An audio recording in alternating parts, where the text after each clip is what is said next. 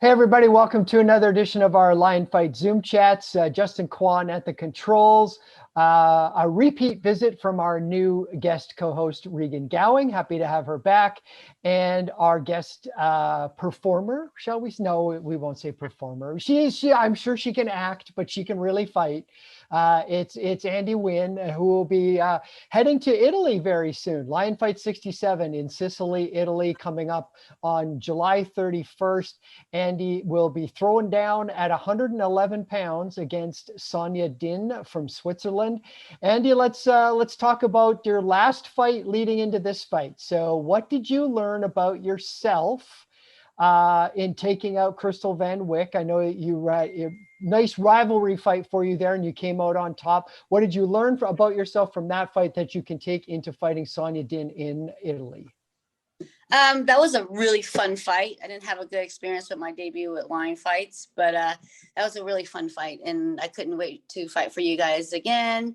Then I had to heal, and here we are again, and going to Italy. We worked on, a lot of people like to work on like their strength. I like to work on my flaws, like the holes in my games, what my potential opponents see. So we go back to the film and see things that I let her off the ropes. So we've been working on that, trying to, the aggression is there, but like the ring control is totally different from cage control. I am switching to two different sports. Like I know it's fighting, but like it's still I am kind of green when it comes to like just full on Muay Thai. So that's what we've been doing. And you can take a lot of that into the fight with Sonia. I know Sonia's a bit of a unknown quantity to you compared to, you knew quite a bit about Crystal, but pretty much a clean slate when you're going to fight Sonia. So you can take a lot of the good experiences from the Crystal Van Wyck fight and what you've learned now into this next fight. Well, you guys were saying that I fight better like when I don't like my opponent. You said it. It's true. It's true. Off the ring. They're like, you need to hate your opponents more. And I'm like, man, I really don't want to. I really don't want to. So I'm just going to picture Crystal as Sonia did, Okay. All right. Maybe get her a T-shirt for the weigh-in with a face on it or something. Yeah, so, maybe. Regan, go ahead. Well, I was really curious too, because like I loved watching your last fight. I thought it was super exciting, like super aggressive, and it was a really dominant performance by you. But I was curious because I didn't know, and I'm not sure if I'm allowed to ask this, but what was like the animosity? Where did that come from? Like, what was the beef between you guys?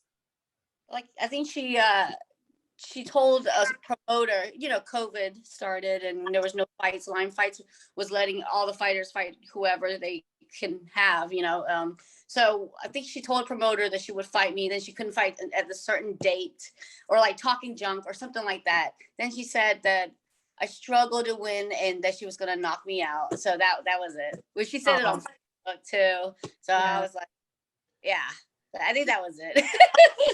That's why, that aggression came out. Well, it was super exciting to watch. Like, you were aggressive from bell to bell for every round. And I'm super excited to see you in this next matchup in Sicily. Thank you. Yeah.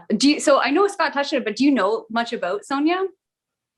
I think she's Vietnamese. I think she's one of my kind, right? She has my not my last name, but our heritage last name, kind of. I don't know. I know she's from Switzerland. I know she's got more kickboxing fights than me. I think she's 16-7. I think it's just going to be a really good fight again. And, another person with a lot of Muay Thai fights. And, I never really shy away from tough fights before. And we're just going to see. I don't know her height. I don't know nothing. I don't know nothing about her. I just know that she looks Asian and she might be Vietnamese, and that's about it. And then I'm picturing she's Crystal though. Yeah. She's Crystal. And you have a hate for two Crystals. We don't have to get into that whole story, but it's almost like any girl named Crystal is bad with you, right? So yes, that's another one. Yes. Oh, I don't know about this one. Are we allowed to touch on that, or do we have time? Yeah, we can. Well, Andy will talk about it to anybody. No, you tell them what she did to the promotion. Well, we just know that, and I can't get into what happened with the promotion, but we do know that Andy, obviously was rubbed the wrong way by Crystal Van Wyck, and she has a long-standing feud with a girl by the name of Crystal Lawson. And we've tried to, I think, do that fight. I think other organizations have tried to do the fight, and Andy always is game. And then it kind of on the other side of things, it fails to come to completion. So I think Andy is certainly well valued for her grief there. I think she. Oh no, they're frozen. Oh no, it's okay. I'll take over. Sorry, Scott. Totally hang on to that animosity. I have no problem with that. So. That kind of leads into my next question though for you, Andy, is after this fight, I'm assuming you're planning to win, obviously. What do you have planned next? What's the next step for you? And how big do you see this 110, 111 pound division going in Muay Thai for Lion Fight? It'll be my last fight on the contract. So Scott Kent, hopefully he will provide some nice paperwork over, and we'll see from there. I saw Lion Fights, going to Australia. I was like, oh my God, I'd love to go to Australia. And that's in October. I missed your fight. We were watching your fight and then the stream went bad, but I saw that you won. So congratulations. The 110 pool is really deep. We have a lot of female fighters, and I think they're still getting some more. I don't know. I guess we'll see, because it is my last fight on Lion Fights, and I'm just getting warmed up too with Lion Fights and being comfortable, being just full Muay Thai, and I want to continue it. It's a fun journey so far. And I love watching you fight, because every fight I feel like you progress so much. Like you take the time and you go and work on everything, and like you come back 10 times better than the last time you fought, which is still really good. Thank you. So I'm excited to see you do more Muay Thai, but what made you decide to switch? Because you have a really big background in MMA. I know you had the 105 pound title for King of the Cage, right? Mm-hmm. So yeah, what made you decide to switch to Muay Thai? I'm getting older, and I hate cutting to 105. It's tougher on the butt. It's tougher when you wrestle and do grappling and do Muay Thai. It's just a lot of work. And so I just wanted to focus on one sport and then maybe switch over later. But I would just want to focus and be really good with my stand-up and just clean up a lot of things. It's just be cleaner. And cutting to 110 is so much easier. That 5 pounds is such a big difference. Yeah. Yeah. What do you, if you don't mind me asking, you don't have to say, but what do you walk around at usually for that? 8 weeks out, 8 to 10 weeks out, I was 130. Okay, yeah. So that the 105 would be tough. Yeah. There's no way. There's no way. I haven't even seen 130 because of COVID. So when I was the champ at 105, I walked around the heaviest, 125 on a bad day. So I wasn't walking at 130. And now that I'm older, I don't have the desire for it anymore. When you don't really care about it that much, then you just don't want to. Yeah. So, it's just mentally draining at that point. Yeah. Yeah, for the whole sure. camp be more running and eating spinach than focusing on the game plan.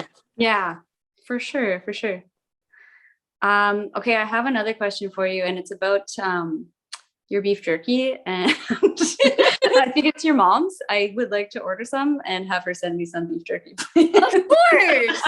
Oh man, I gave some to Scott, and I think Scott gave it away, or somebody was cutting weight and a heavyweight grabbed it. I don't know. I don't know. And now he's blanked out and he can't tell you how good it was. But heavyweight. Yeah, I'll get you some. Nice. I'm down. Another serious question. I have a friend who has a big crush on you and Andrea Lee, and I need to order a calendar from you. Okay, so I'll just send the calendar. Okay, I'll send the calendar and the beef jerky to you. And then he's got to get it from you, or she, or whatever. I don't discriminate. Next time we video, it's on my wall. It's really it's supposed to be to a fan.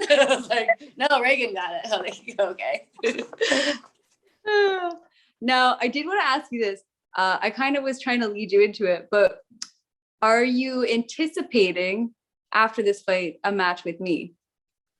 If the fights go well, then no injuries after Sonya Din, yes, I would. Yeah. Yeah, I would love that. For pressure. Like for pressure, she just want calendar beef jerky. How do I hate this girl? Well, that's awesome. I'm super, like I said, I'm super excited to watch you fight because it's really exciting. Like you're just pushing the pace the whole time. I know you mentioned you were working on keeping her on the ropes. Is there anything else you can divulge that you've been working on for this camp? From watching, like, for my last fight with Lion Fights, that was one of the things when I was when I had Crystal on the ropes. I didn't keep her on the ropes. That's why we were working on that, because we want to work on things that I had holes in and what my opponents can tell.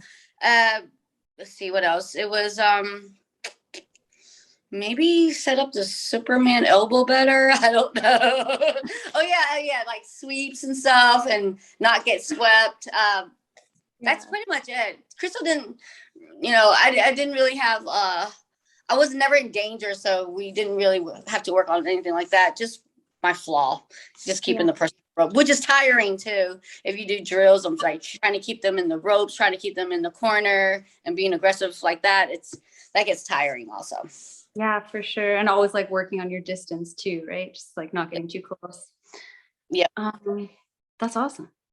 I really liked, again, watching the Crystal fight. Like you could tell, and like especially when you got more comfortable and you could feel like you felt her out, you weren't in danger, and you were at liberty to do more creative stuff like that Superman elbow that I saw too. I thought it was a Superman punch at first, but I know you posted the picture of it and it was indeed an elbow. Yeah, Carter said, "Oh, that was an elbow." I know my elbows. That's what I really wanted to cut her, but whatever. You can't do everything perfectly, Andy. You did a I know. really good job, so. Darn it.